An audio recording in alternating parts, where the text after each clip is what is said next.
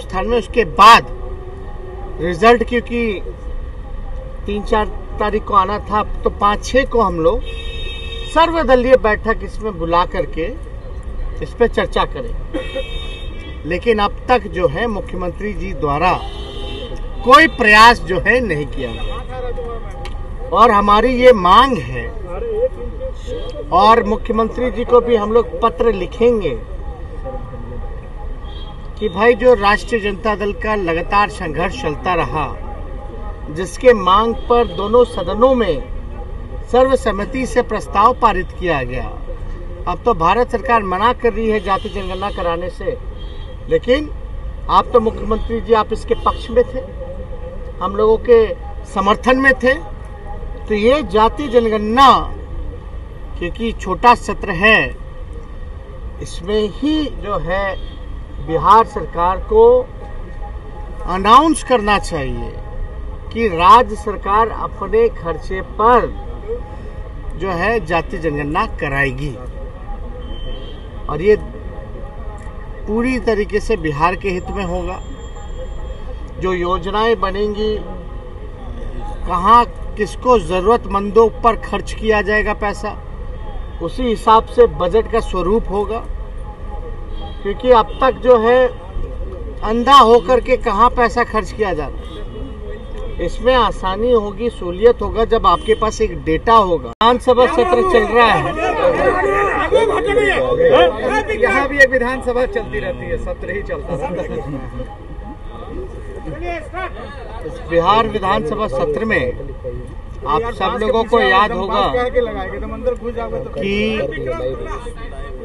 एक सदन में नहीं, दोनों सदन में, परिषद में और सभा में, दोनों जगह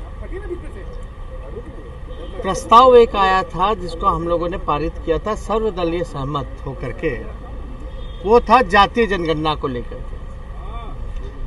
पिछले मॉनसून सत्र में भी हमने जो है जातीय जनगणना के मुद्दे को उठाया और हमने प्रस्ताव रखा कि मुख्यमंत्री जी चलिए प्रधानमंत्री जी से मिलकर के आते हैं, और हम लोग मिलकर के भी आए। बात भी हम लोगों ने प्रधानमंत्री जी के समक्ष रखा कि बिहार की बात नहीं है, ये देश हित के मामले में है और पूरे देश में जातीय जनगणना होनी चाहिए।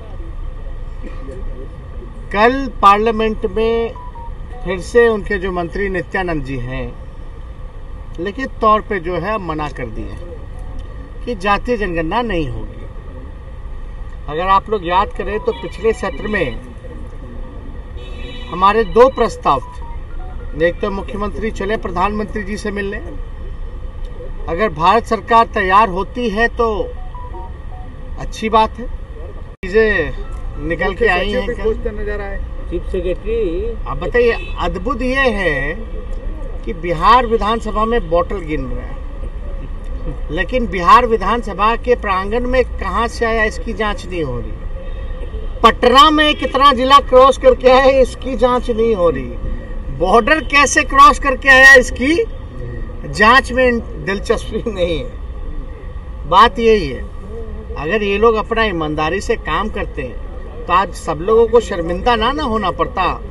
आज बिहार की बदनामी हो रही है किन लोगों की वजह से? भाई इन्हीं लोगों की वजह से बदनामी हो रही है। अच्छा, आप जो चिट्ठी लिखने की बात कर रहे हैं, जब भी आप चिट्ठी लिखते हैं तो कल मुख्यमंत्री जी भी कह रहे थे कि चिट्ठी आप लिखते हैं हम तक पहुंचता नहीं है। अरे मुख्यमंत्री जी के कई लेयर्स है ना, हम तो रिसीव करवा करके ही हम पोस्ट करते हैं, और हमारा घर तो 2 मिनट पैदल चले जाइए तो मुख्यमंत्री जी का घर आ जाता है, रिसीव हो जाता है, हम पोस्ट कर देते हैं। अब पोस्ट जब भी करते हैं तो डिजिटल प्लेटफॉर्म पे मुख्यमंत्री जी का वेरीफाइड अकाउंट है ना भाई, तो उसमें भी हम टैग कर देते हैं उनको, ताकि उनको इधर से भी मिले उधर से भी मिले।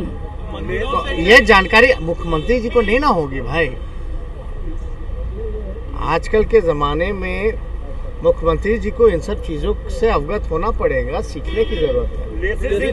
हम लोग भी सीखते हैं।